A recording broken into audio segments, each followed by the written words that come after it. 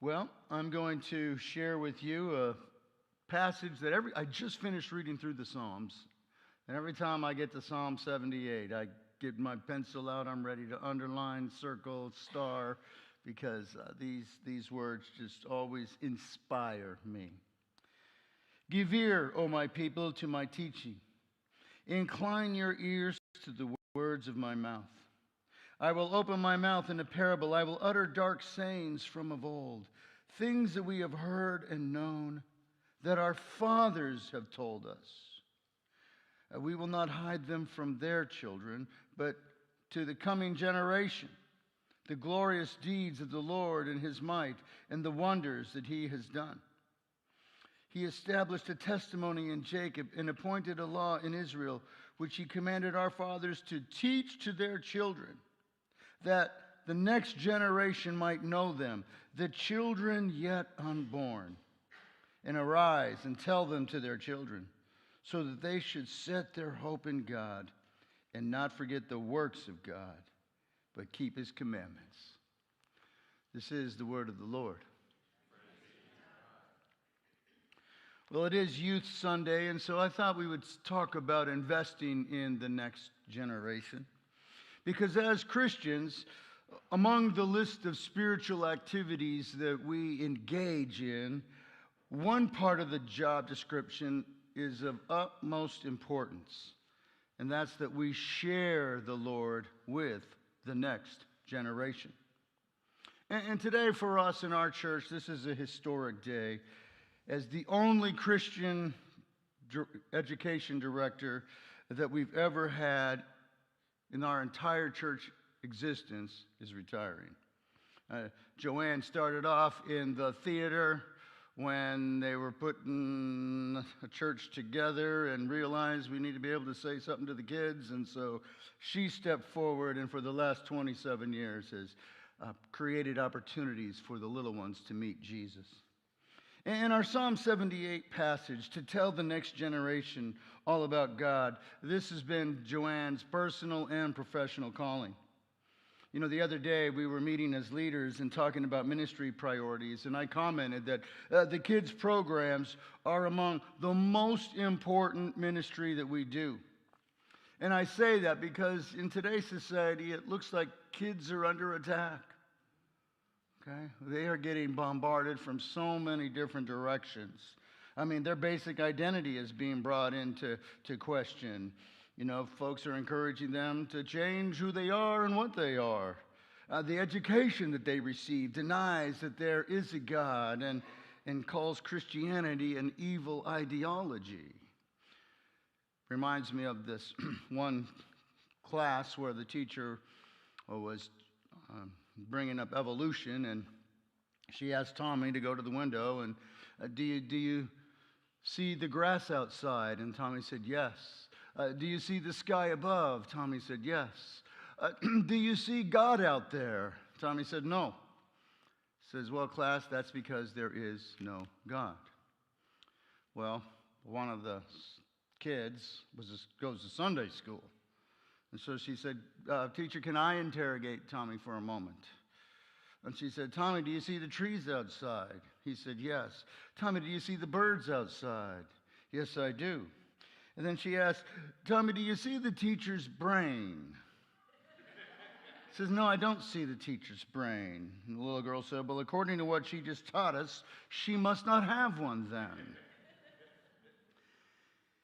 And in our society, which is based on secular atheist thought, the only place that our kids are going to be exposed to the love of God is here at church. And Joanne has made it her ministry to reveal God to them. I say the only place. There is one other location, and that is at your house, in your home, okay? Those under your care, which means that we need to be engaging the Lord as he answers our prayers, as he transforms our personalities and problems so that our very lives become an object lesson to the reality of who God is, how he moves in our lives and in this world. It's by the way you live, our kids will be realizing there is a God. And that doesn't matter if they're little or they're older kids, how you bring up God, point out answered prayers, engage them in conversation. This is what makes a difference. And I'll never forget when we built the Christian Life Center. It cost us $4 million. And one of the elders said, so let me get this straight. We're going to spend $4 million on children? And I said, thank you for giving me the articulation of our vision.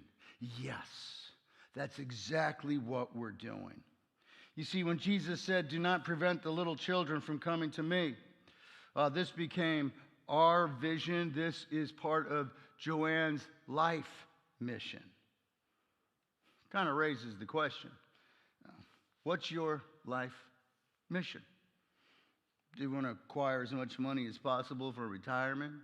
Do we live to get the high quality stuff and enjoy a life of leisure and entertainment? I had one elder whose tagline on his social media was striving to make the world a better place. It's a good line, but as Christians, okay, we're called to Christ's agenda, which is to introduce everyone possible to the love of God.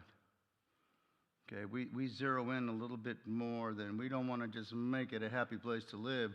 We want people to understand why they exist, get them ready for forever, which starts right here, right now, in a relationship with Jesus Christ. And friends, I'm just going to ask a general question. Does God's agenda have any access to your calendars, your checkbooks, your conversations? Because this is where we put our faith into motion.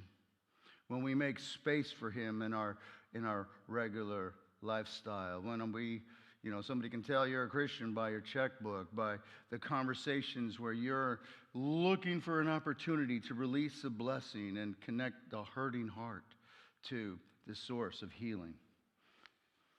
When you think about Joanne, you can't help but ponder that amazing vacation Bible school that she put on.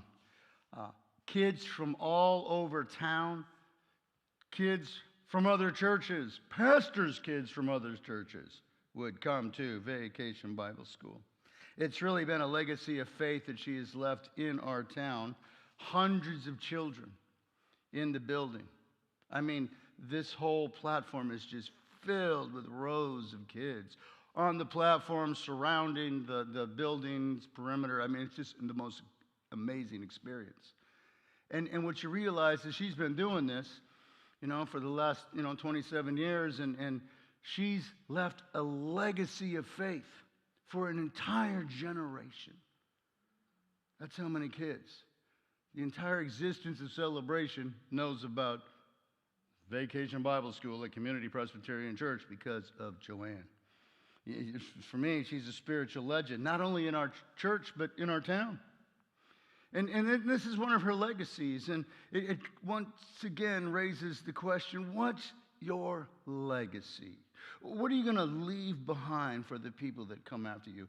When they think of your name, remember, you're supposed to live your life in such a way that the pastor doesn't have to lie at your funeral, okay?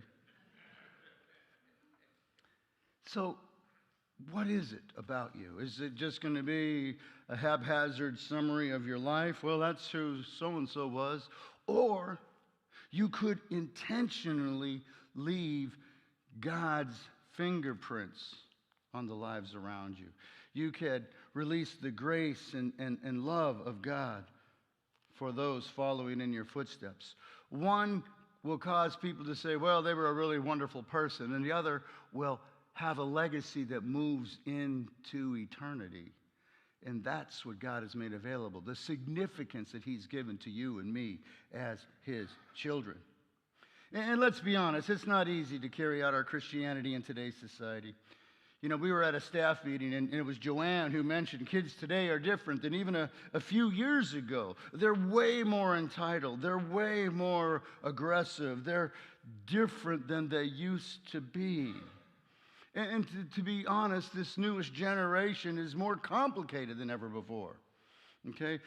As the greatest generation is dying off and the boomers are entering into their older age, You'll notice that not even the millennials are like this new generation. Because, see, this new generation is the first that has grown up entirely on media screens. Okay? I'll never forget, Lucy was 2 years old in diapers, and I came into the office, and there she was working the phone. 2-year-old. Couldn't believe it. And here's the deal. This generation, technology is their primary form of communication, education, and entertainment. So they live off of screens. They process information 5 times faster than you and I do. Okay? This is a different breed of kid. And by the way, they have no hope of the American dream. Okay? But they do have a different global perspective than most generations before them. Their world's always in flux, which causes them a great deal of anxiety. All right? And here's the deal. As we figure out who they are, if we don't make adjustments to reach this generation, first of all, our church is going to become irrelevant. All right? We will have failed at passing our faith on to the next generation. And worse, the next generation will be lost to secular forces. Remember when the communists way back when said, we'll get your country through your kids. And they said this, 7 decades ago, a whole generation long gone, right? And suddenly you're looking in the news and realizing, oh my goodness, these guys are choosing socialism over a democracy. And while I might have some personal preferences about politics, what matters most to me is issues of faith. And the fastest growing category in the religious realm is nuns. And I'm not talking about Catholic sisters. I'm talking about people who identify as having no religion at all in their category of faith. Okay? And in the meantime, I mentioned the identity issues that they're struggling with, the high suicide rate that is underway. And what's sad is they're taught that God is not an option, and so they don't even investigate a relationship with God. I told you before about this one child that was going to commit suicide, a high schooler, and when I tried to bring Jesus to them, they just like, no, I'd rather die suicide than even consider your Christianity. I'm like, okay, this is all wrong. And people ask me, what's the vision of the church? And I tell them, well, right now we're in the process of pursuing a fresh divine assignment.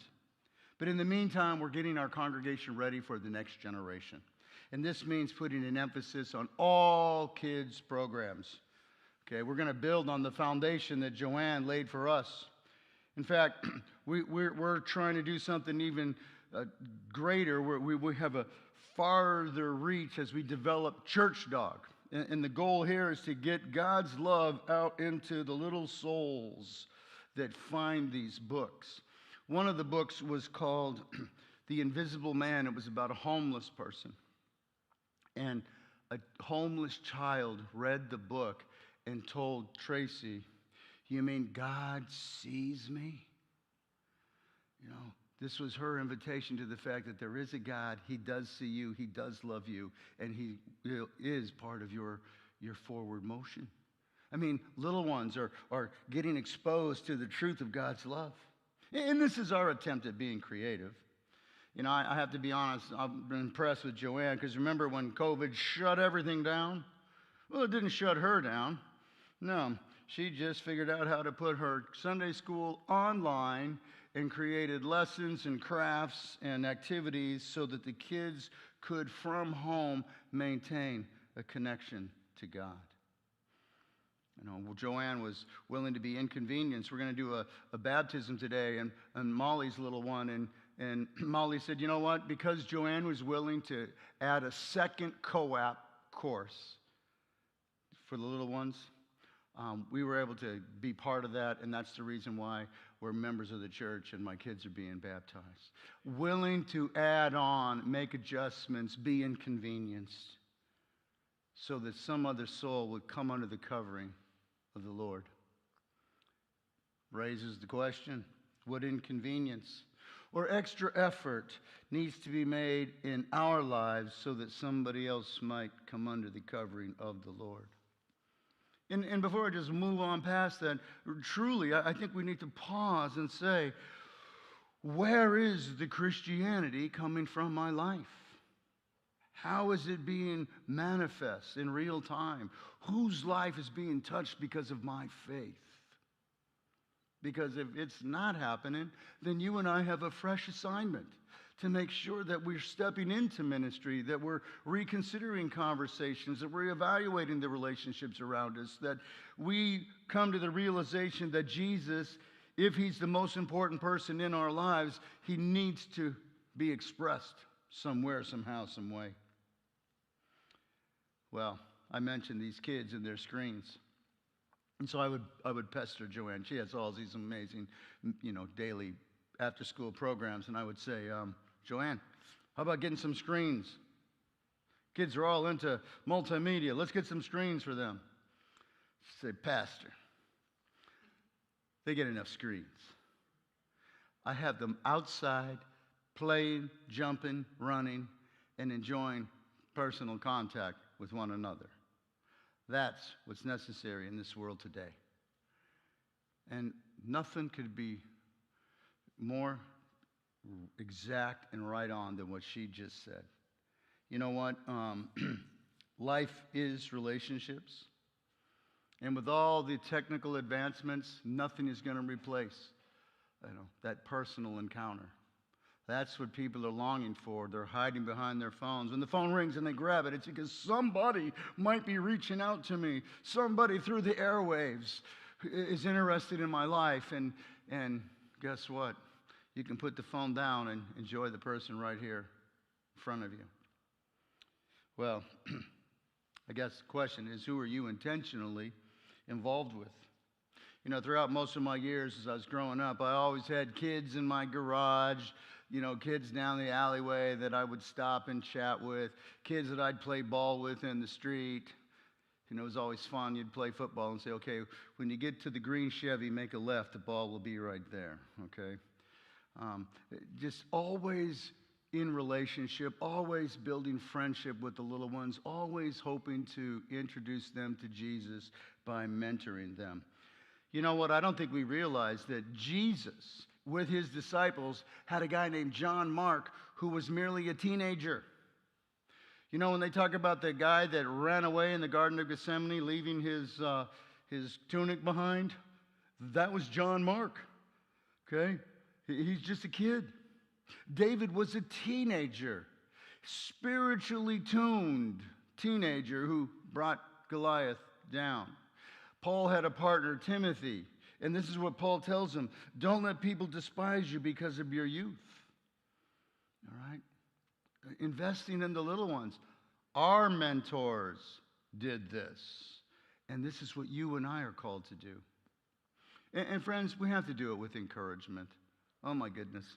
I was teaching a Sunday school class at this one church, and I was that young guy, and so after every class, this one kid would come up and pat me on the butt, okay?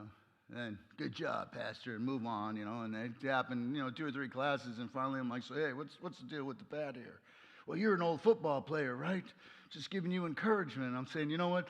The pat on the butt, that works on the football field, but it doesn't really work outside of the football field. So I taught him this cool handshake that we were all doing at the time. Okay, let's do this instead, but in his mind, he was encouraging me. And I don't know if he was encouraging me to get better next week or what it was, but you and I need to think about our conversations, because you know what? How easy is it to go into lecture mode, and the kids will come into my presence, and I'll start going into lecture mode, and I'll see their face change, and all of a sudden they get this blank stare, and I can tell, why did I bother talking to him? I don't want another lecture. Okay, and so you're like, okay, I gotta change it up here. And actually, something that I do is I ask questions. You might not realize this, but today's kids, they have different opinions about things than you and I do. They have different opinions about tattoos and same sex and justice issues. I've learned to ask questions. What's been really surprising to me is in this Israel-Hamas conflict, how many young kids in the middle school in our program here are taking the Hamas side. And so I'm like, okay, this is unique. So what I've done is my homework. I've researched what's their opinion. Why do they think this way? What drives them to see this from a different angle? And now when I get into conversations, I'm not trying to get them to see it so much from my way, is let them know that I see their perspective, I understand who they are, I value their thought processes, and by the way, that then creates a bridge so that I can bring God's perspective into the issue. And really, is that not the goal in all ways? I don't want you to get, in alignment with my political perspectives. I want you to get in alignment with what God thinks about how we treat one another, how we care for the people around us. Because at the end of the day, it's all about what Jesus says and does. And that needs to trump anybody's politics, right or left. Jesus gets the last word, and it really ought to be the first word. And I'll tell you something else about this new generation. They're seeking authenticity, okay? I've mentioned they have fears about the future. They don't believe in the American dream. They're getting PhDs and there are no jobs. They can't buy a home, so they're living in their parents' house till their 30s.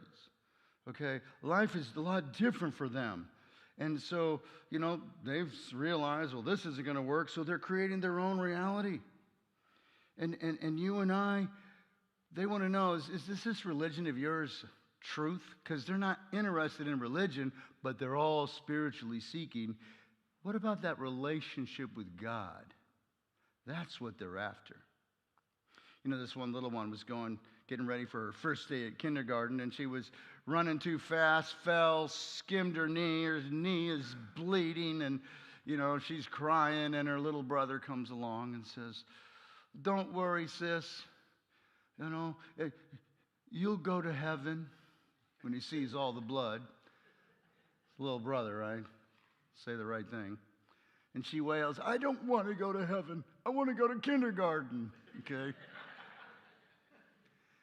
And here's the deal, okay? Our goal is not really only to get them ready for heaven.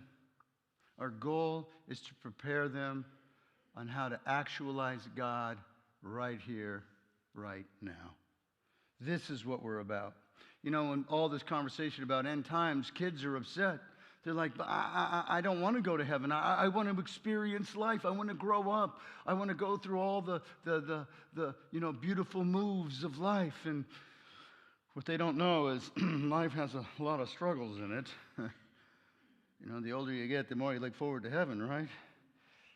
But notice when Jesus is involved, suddenly your problems become opportunities to experience the movement of God in your everyday. It becomes an adventure as the living God comes alive in our life. And I have a very important question to ask. Is your faith an attractive relationship with God so that others say, "Wow, I want what they have"? Is your Christianity contagious in any way so that people say, "Wow, I want that relationship with God that you have"? Walt Disney, when he created Disneyland, he wanted to make an unforgettable experience so that children would not only be amused, but amazed. He wanted to make a place where children mattered and were valued. And friends, this is our goal as a church. This is why a big part of our budget and ministry is focused on this next generation. And we have to prioritize youth because statistics reveal that the older people get, the less likely they are to respond to Jesus. And when you hear that piece of information, suddenly everything, it comes clear.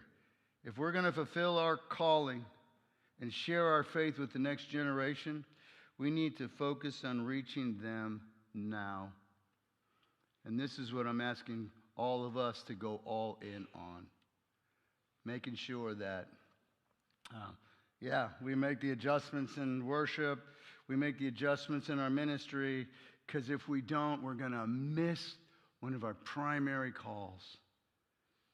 You know, my wife commented, there comes a moment in a Christian's life when you realize it's not all about me anymore. It's about others. And I think that's where we all have to get to right here, right now. And so today, as we honor Joanne, I want us not only to honor her from the heart, but to pick up her legacy and follow her model of creating forever relationships in the souls of little ones with Jesus Christ. Amen.